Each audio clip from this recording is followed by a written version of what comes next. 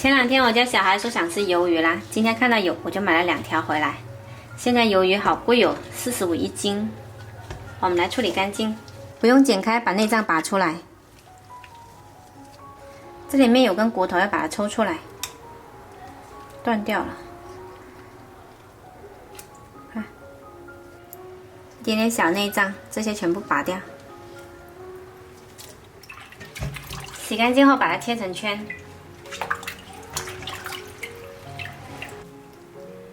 不要切得太小，因为一煮的话呢，它还会缩。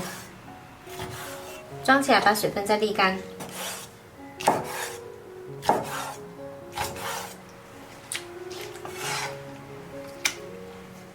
然后我们来腌制一下，加入生抽、蚝油、少许盐，一点点胡椒粉，再来少许料酒，还有1勺淀粉，抓拌均匀。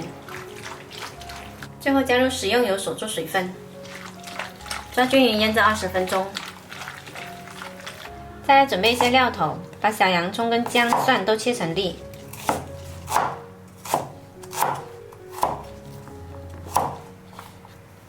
我还准备了一块五花肉蒸香，把它切成片。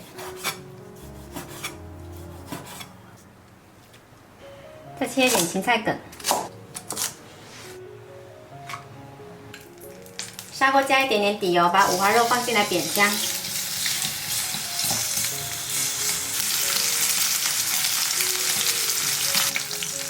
五花肉煸出油了之后呢，加入料头炒香。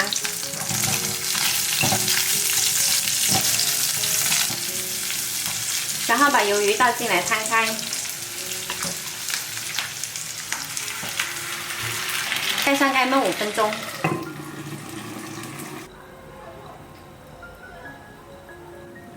时间到啦，这个时候鱿鱼已经熟了，可以开盖。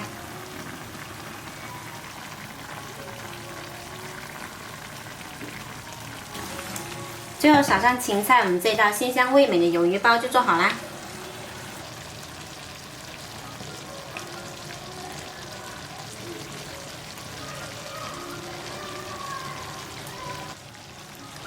喜欢的朋友可以收藏起来试一下。